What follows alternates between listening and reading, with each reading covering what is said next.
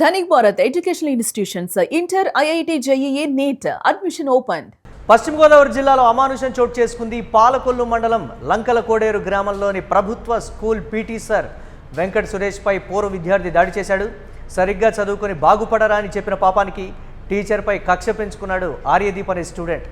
2 ఏళ్ల క్రితం స్కూల్లో ఆర్యదీప్ చెడు ప్రవర్తనపై ప్రిన్సిపల్కు కంప్లైంట్ చేశాడు పీటీ సార్ సురేష్. దీంతో సురేష్పై కోపం పెంచుకున్నాడు ఆర్యదీప్. కాపు కాసి ఇనుప రాడ్డుతో సురేష్పై దాడి చేశాడు ఆర్యదీప్.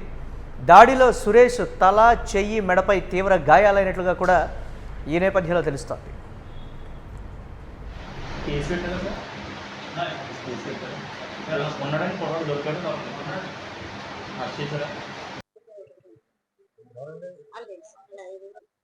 నా పేరు వెంకటరాజ సురేష్ కుక్కల. నేను లంకలకోడేరు ఉన్నత పాఠశాలలో వ్యాయామోపాధ్యాయుడిగా గత 7 సంవత్సరాలుగా పనిచేస్తున్నాను.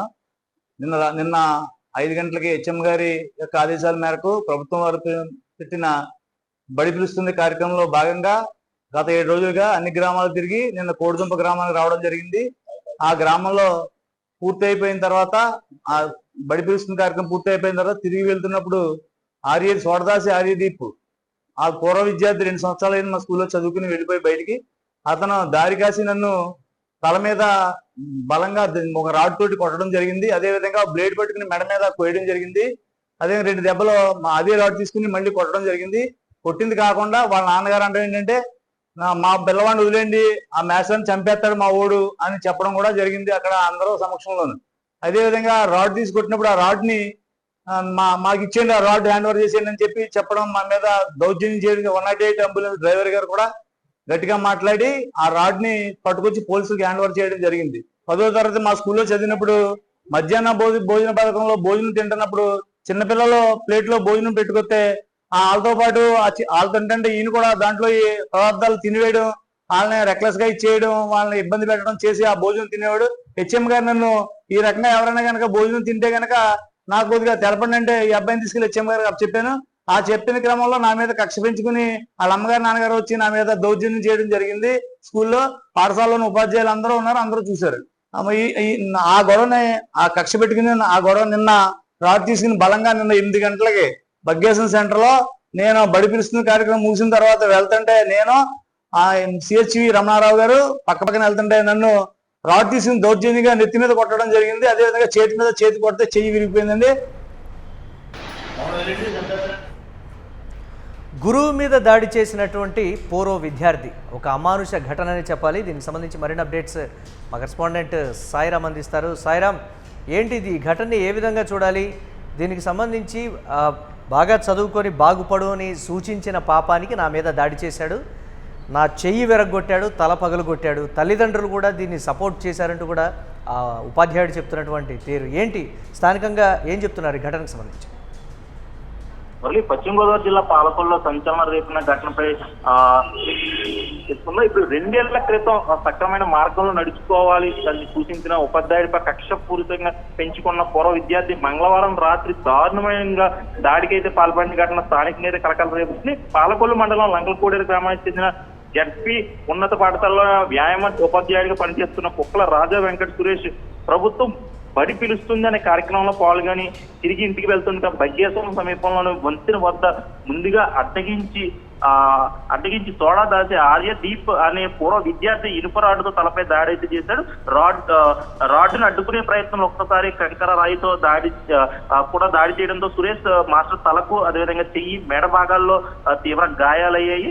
తలకు 5 నుంచి 7 కుట్లు పడగా చెయ్యి విరిగిపోవడంతో మొదట పాలకొల్లు ప్రభుత్వ ఆసుపత్రికి అయితే తరలించారు. అనంతరం మెరుగైన చికిత్స కోసం తొలగిలమని అయితే చెప్పారు. ఈ ఘటనకు మూల కారణం 2 సంవత్సరాల క్రితం పాఠశాలలో చదువుతున్న సమయంలో ఇతర విద్యార్థుల ప్లేట్లలో భోజనం లాక్కొని తినడం. ఘటనపై సురేష్ మాస్టర్ ప్రిన్సిపాల్ కు ఫిర్యాదు చేయడమేనని, అప్పటి నుంచే ఆర్యదీప్ కక్ష పెంచుకుని దుర్భులాడుతూ మాట్లాడుతూ వచ్చాడని చెప్పేసి ఇప్పుడు దీనివల్లే అతను ఇంత కక్షపూరితంగా, అంటే 10th క్లాస్ అయిపోయిన 2 సంవత్సరాలు అయినా సరే ఈ ఘటన మర్చిపోకుండా అతన్ని కావాలనే దాడి చేసినట్టయితే అని చెప్తున్నారు. ఈ ఘటనపై సమాచారం అందుకున్న జిల్లా విద్యాశాఖ అధికారి ఈవీఎల్బి నారాయణ, ఏఎంఓలు ఆసుపత్రి చేరుకుని పరిస్థితిని సమీక్షించారు. బాధితులు పోలీసుల ఫిర్యాదు మేరకు కేసు నమోదు చేయగా దర్యాప్తు అయితే ప్రారంభించారు. మురళి, అంటే స్థానికులు కావచ్చు, లేకపోతే తోటి ఉపాధ్యాయులు ఏం చెప్తున్నారు? తల్లిదండ్రుల సహకారంతో ఇదంతా కూడా జరిగింది, వారు కూడా ఎంకరేజ్ చేశారనేటువంటి ఒక కోణాన్ని కూడా ఉపాధ్యాయుడు చెప్పాడు కదా సాయి, దాన్ని ఎలా చూడాలి మనం? ఓన్లీ చూసుకుంటే అది ఏదైతే గతంలో 2 సంవత్సరాల క్రితం ఆయన చదువుకున్న సమయంలో కుర్రోడు ఏదైతే స్కూల్ చదువుకున్న సమయంలో ఇతర విద్యార్థుల ప్లేట్లో చిన్నపిల్లల ప్లేట్లు లాక్కున్న టైంలో అయితే అతను మందలించడం జరిగింది. అప్పటి నుండి కూడా ఇతని మీద ఏదైతే ప్రిన్సిపాల్ సురేష్ ఉన్నారో, ఏదైతే ఉపాధ్యాయులు సురేష్ ఉన్నారో ఆయన మీద కక్షపూరితంగా అయితే వ్యవహరించేవాడు. మొన్న రీసెంట్ గా ఒక 10 రోజుల క్రితం ఒక ఫ్లెక్సీ, అంటే స్కూల్లో ఏర్పాటు చేసిన ఒక ఫ్లెక్సీని అయితే అతను బయటికి వెళ్ళి ముక్కలుగా చింపుకుని అల్లరి చిల్లరగా చేయడం వల్ల ఇప్పుడు మళ్ళీ నేను మందలించడం జరిగింది. మందలించడంలో నా మీద కక్షపూరితంగా ఆయన నన్ను ఎక్కడికి వెళ్తున్నాడు ఏంటని కూడా టార్గెట్ చేసుకుని రాత్రి అంటే సుమారుగా 8 ఆ సమయంలో ఇతన్ని చూసి అక్కడ అంటే చుట్టుపక్కల కూడా స్కూల్ సంబంధించిన ఉపాధ్యాయులు కూడా ఉండడం జరిగింది.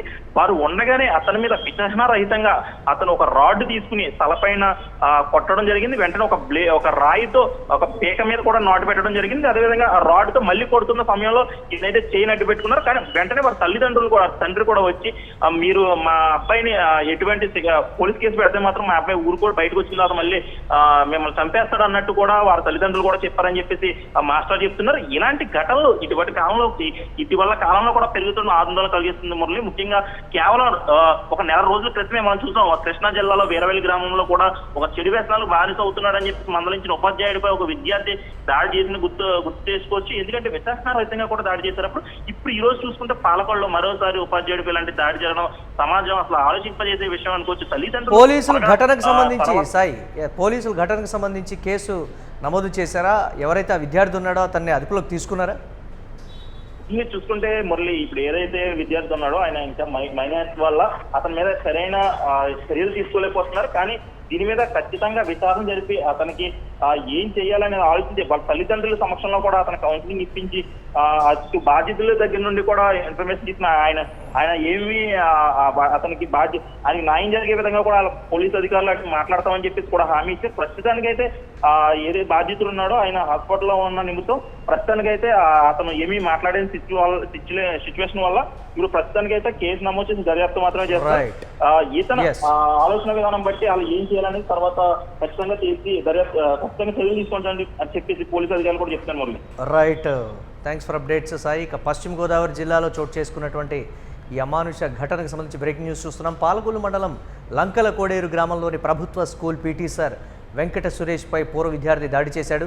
సరిగ్గా చదువుకొని బాగుపడరా అని చెప్పినటువంటి పాపానికి టీచర్పై కక్ష పెంచుకొని ఆర్యదీప్ అనేటువంటి స్టూడెంట్ ఏ విధంగా దాడి చేశాడో మనం యూటీవీ స్క్రీన్ మీద ఎక్స్క్లూజివ్గా చూస్తున్నాం. ఆ విద్యార్థికి సంబంధించి కూడా మంచి ప్రవర్తనతో ఉండు అని చెప్పినటువంటి పాపానికి నా మీద దాడి చేశాడు అనేటువంటిది కూడా చెప్తున్నారు. పైగా ఆ విద్యార్థి చేస్తున్న దానికి తల్లిదండ్రులు ఎంకరేజ్ చేస్తున్నారు అనేటువంటి ఒక వెర్షన్ కూడా చెప్పడం జరిగింది. దీనికి సంబంధించి ఎలాంటి చర్యలు తీసుకుంటారనేది తెలియాల్సి ఉంది.